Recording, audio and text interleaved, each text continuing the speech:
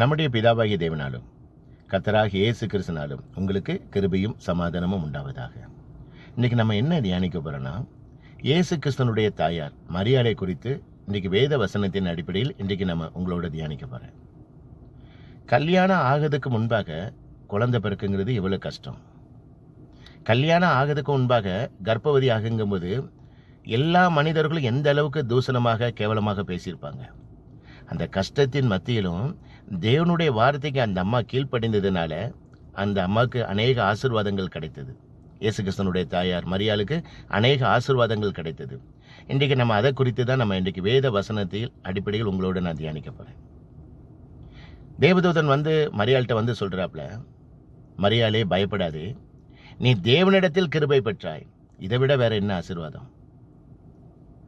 எல்லா ஸ்திரீகளை பார்க்கலும் நீ பாக்கியவதி, இது அதை விட மேலான ஆசீர்வாதம். நீ ஒரு குமாரனை பெறுவாள், அவருக்கு இயேசு என்று பெயரிடுவாயாக.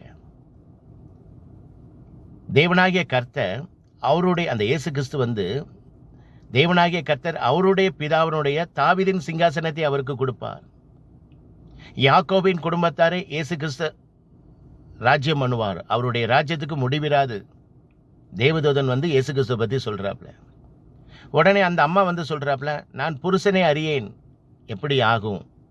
உடனே பரிசுத்தாவியா தேவதூதன் மரியாதை பார்த்து சொல்றாப்ல, உன்மேல் பரிசுத்தாவியானவர் உன்மேல் வரும், உன்னதமானவருடைய பலன் உன்மேல் நிழலிடும், உனக்கு பிறக்கிற குழந்தை பரிசுத்தமுள்ள குழந்தை, உனக்கு பிறக்கிற அந்த இயேசு கிறிஸ்துங்கிற அந்த குழந்தை தேவனுடைய குமாரன். உடனே அந்த அம்மா மரியாள் என்ன தெரியுமா சொல்றாங்க? இதோ நான் ஆண்டவருக்கு அடிமை, உம்முடைய வார்த்தையின்படி எனக்கு ஆக கடவுது. உடனே கீழ்ப்படுகிறாங்க. சொல்லிட்டு என்ன சொல்றாங்க தெரியுங்களா? அவங்களுடைய ஸ்டேட்மெண்ட் வேதத்தில் லூக்கா 1வது அதிகாரத்தில் நீங்க வாசித்தீங்கன்னா தெரியும். மரியாள் அம்மா சொல்றாப்ல, என் ஆத்துமா கர்த்தருக்குள் களி கூறுகிறது, என் ஆன்மா என்னுடைய ஆவி இரட்சகராக தேவனுக்குள் களி கூறுகிறது. இது முதல் எல்லா சந்ததிகளுக்கும் நான் பாக்கியவதி என்பேன். வல்லமை உள்ளவர் எனக்கு மகிமையானவைகளை செய்தார். என்னுடைய அடிமையின் தாழ்மையை கர்த்தர் என்னுடைய தேவன் என்னை நோக்கி பார்த்தார்.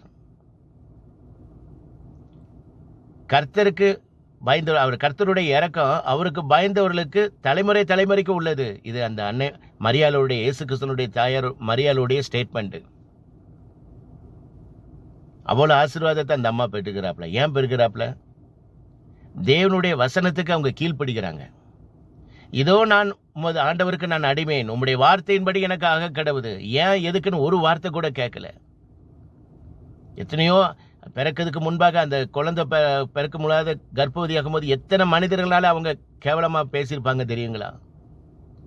அந்த பிறந்ததுக்கு அப்புறமும் இருக்க இடம் கூட கிடையாது. தாழ்மையான ஒரு ஏழ்மையான குடும்பம் இயேசு கிறிஸ்து தாயாருடைய குடும்பம். அவங்களுக்கு பலியிடுறதுக்கு ஒரு ஆட்டுக்குட்டியை கூட வாங்குறதுக்கு அவங்களுக்கு வசதி கிடையாது. அதனால தான் காட்டு புறாக்களையும் புறா குஞ்சுகளையும் கொண்டுட்டு வராங்க பலியிடுறதுக்கு.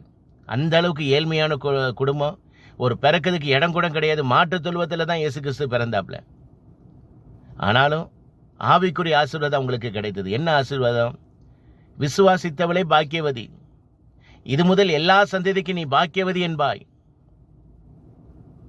இந்த உலகத்தில் எல்லா ஸ்திரீகளை பார்க்கலாம் அந்த ஸ்திரீய தேவன் தேர்ந்தெடுத்தார். பார்த்தீங்களா? இதை விட வேற என்ன ஆசீர்வாதம்? இன்னைக்கு நம்ம கர்த்தருடைய வார்த்தைக்கு கீழ்ப்படுகிறோமா? தேவனுடைய வசனத்துக்கு நம்ம கீழ்ப்படுகிறோமா? இதை நம்ம தான் சிந்தித்துக் கொள்ளணும். இந்த உலகத்தில் உண்மையான ஒரே ஒரு தெய்வம் இயேசு கிறிஸ்து ஒருவர் மட்டுமே.